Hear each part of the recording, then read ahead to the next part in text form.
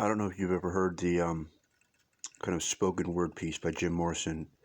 It's actually titled Dawn's Highway, like as in the morning dawn. But I did not know about that bit of audio until after this event that had happened to me. But this past weekend, you know, we have two cats, and my mom died a couple years ago, and one of the cats was kind of a big white cat named Snoops, and it was really close to my mom. Um, it was an older cat when they adopted it a few years ago, and it just had been getting really sick just very recently.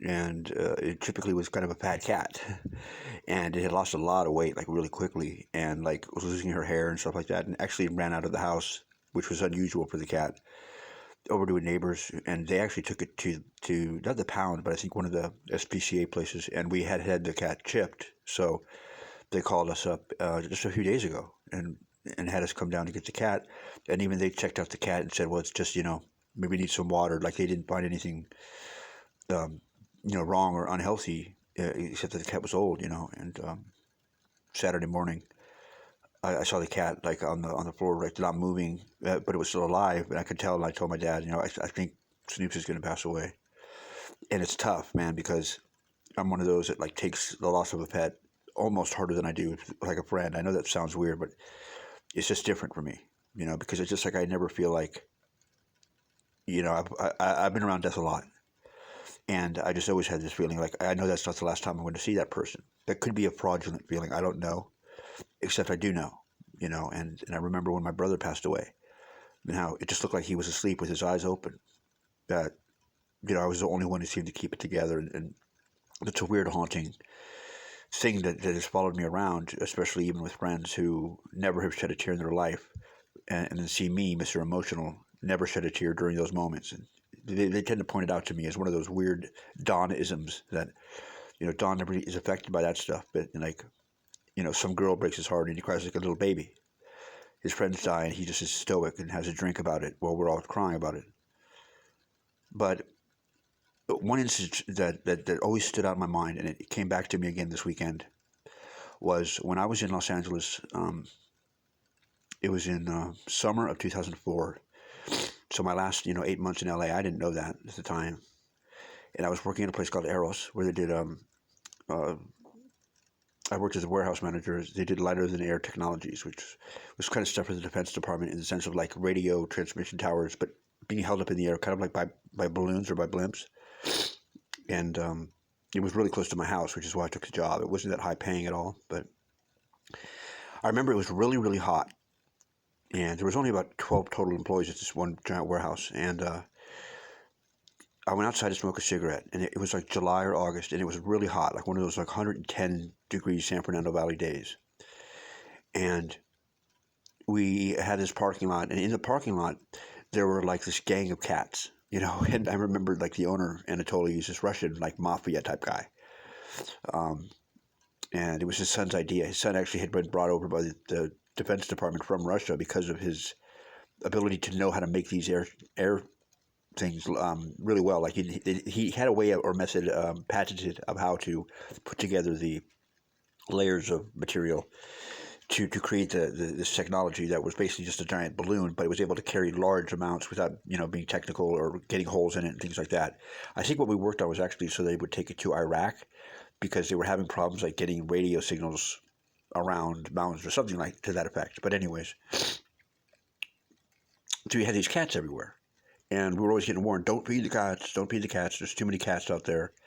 There's a huge apartment complex right next to us. And then on the other side of us was this giant storage yard where there was like nice cars and boats and whatnot. These cats were always roaming around the parking lot. And there was this one cat. It was definitely the lead cat, the mama cat. So you would see her all the time, like corralling all the other cats that were just running free. And you wouldn't know they didn't have owners, except that we just saw them every day hanging out in this parking lot, right? And people were like, apparently traumatized by this. So they're like, don't make sure you don't feed them. They're getting enough food as it is kind of the vibe. It wasn't really a thing like, don't feed them until they die, but they were swarmed all over the parking lot. And I'm outside smoking a cigarette, and I don't know what possessed me to just look up to where I remember when I was standing, I looked up to my upper left, and I look and I see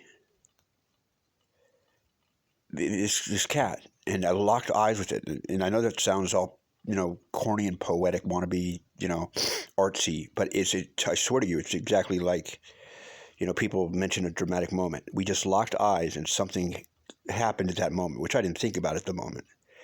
And I see it's the mother cat, and it's totally ensnared and emaciated. I could tell. I just you just know right away. It had been up there for over a day, caught in the razor wire around the property that was storing the expensive cars and boats and stuff. And I remember it's like looking at, like it just had this look, like it's almost like I don't know why I looked up there. It's like it called me to look up there. I swear to Christ it did. And I locked eyes with it, and I had one of those moments, and snapped out of it, immediately snapped into action, and basically went into the warehouse, grabbed the bolt cutters, jumped up on a trash can, which was right above where the cat was. So the cat must have been trying to get down onto that. It just missed its jump. I mean, I don't know what to say, how it happened, but it was terrible. Like the barbed wire was going through the cat, like through the cat. I didn't understand how that was possible. And I started fighting and really getting paranoid and worried. And I started yelling at the other guys, like, hey, help me out, man, help me out, And this one girl, what was her name? Katrina, something to that effect. Young, in her 20s, came out, and she saw what was going on. She starts screaming and crying. But she goes in and gets water, and I'm trying to give water to the cat while cutting it loose, but it's fighting me and fighting me. And I ended up getting scratched. And I remember actually it was like the saliva from its mouth, like all over my hand. It was messed up, but I just, I didn't know what to do, and I wasn't going to walk away. And I remember one of the guys, I yelled at him. I'm like, dude, help me out. Come on up here and help me out. And he said something like, just let it die, dude.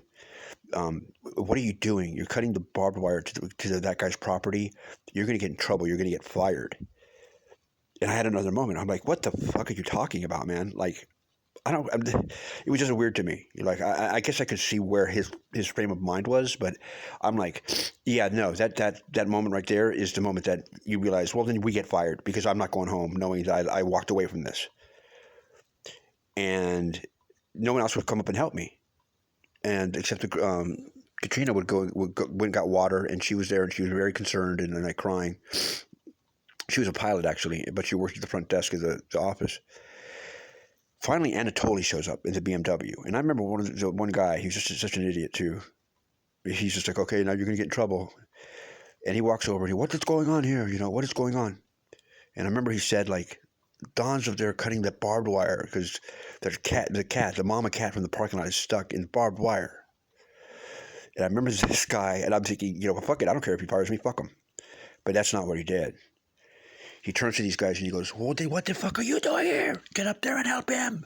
He starts bawling them out. Why are you not helping them? Why are you not up there helping him get that cat?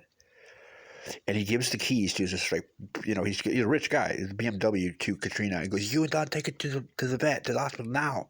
When I finally get it down, we get into a blanket. It's still got the other part of barbed wire going through it. I just cut where I could get the cat free. And like his BMW, I'm stunned at this point. So is everyone else, because at that point you kind of draw the line. I mean, he's got an $80,000 BMW. This cat's all bloody and messed up, and he's just like, take the car and take it to the hospital immediately. He was concerned. You see these moments happen in moments like that. And, again, just out of a movie, man, I know it sounds that way, but it shook me up for a long time. I spoke about it for a long time afterwards. There was a reason why, too. And it's eerie because it didn't occur to me till later that it kind of, happened that way. But anyways, we get to the vet, which was about 4 blocks north on Reseda Boulevard.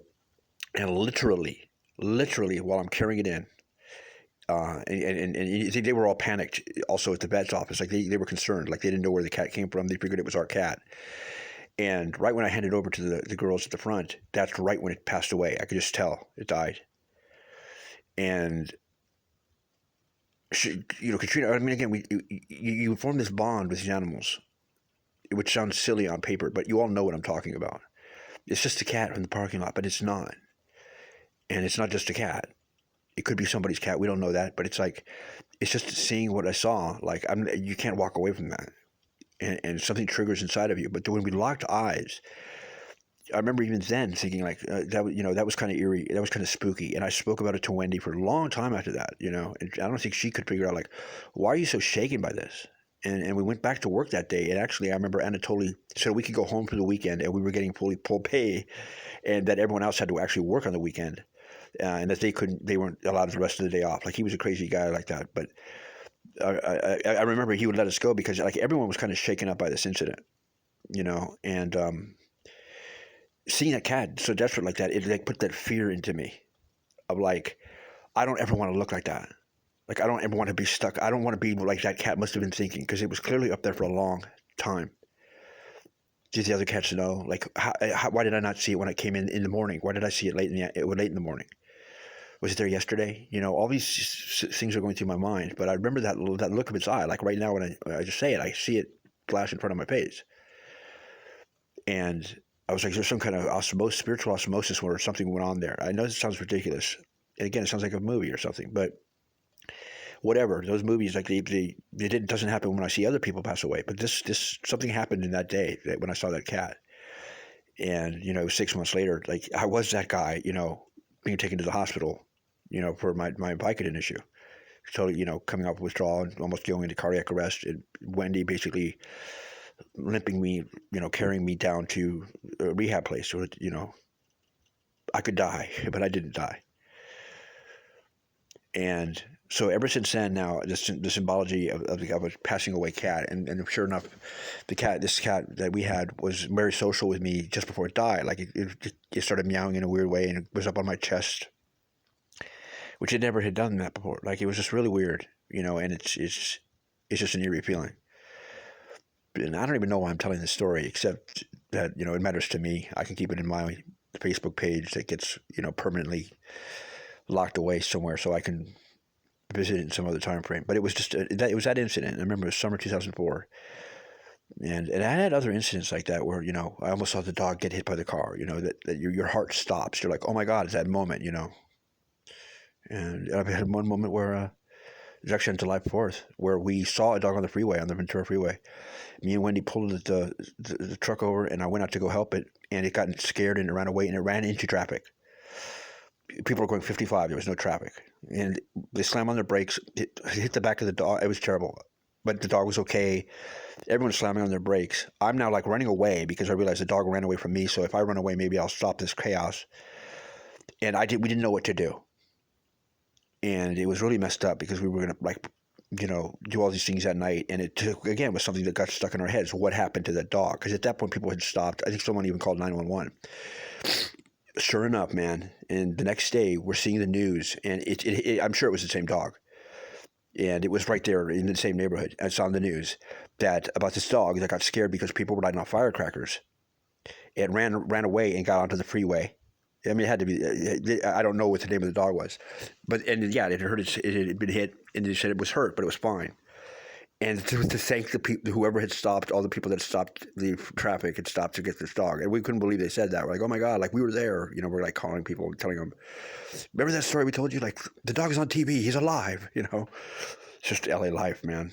But I just don't like those moments, And yet, friends get stabbed, friends get shot, and it's just kind of like, not apathy at all, but maybe it's a defense mechanism of just opening up a beer and turning on the TV and blocking it out, because it always hits me weeks later when no one's around. But at the time, I'm always the guy they leave at the emergency room. I'm always the guy that's filling out the paperwork. I'm always the guy that's talking to the cops. And it's the only time anyone ever really trusts in me. This is a moment that Don handles better than anyone. Yet every other day and moment of the year, I talk too fast. I'm too jittery. I might say something stupid. Except in those moments of chaos, no one else can do it except me, because I'm normal, and everyone points that out. And there's got to be something about that looks deep into what I'm really about. It's something I've tried to investigate because it's something I remember from a child having. And my mom has mentioned it, where she doesn't understand how in moments of chaos, I don't just stay normal. I get more normal, and I had noticed that about myself. Except that day with that cat. When I saw its eyes, I mean, I totally if it had been a child up there or a person up there, I probably would have acted just as quickly and just as panicked as I had locking eyes with this cat. And it spiritually, like, it disturbed me. And when I think about it, I don't think about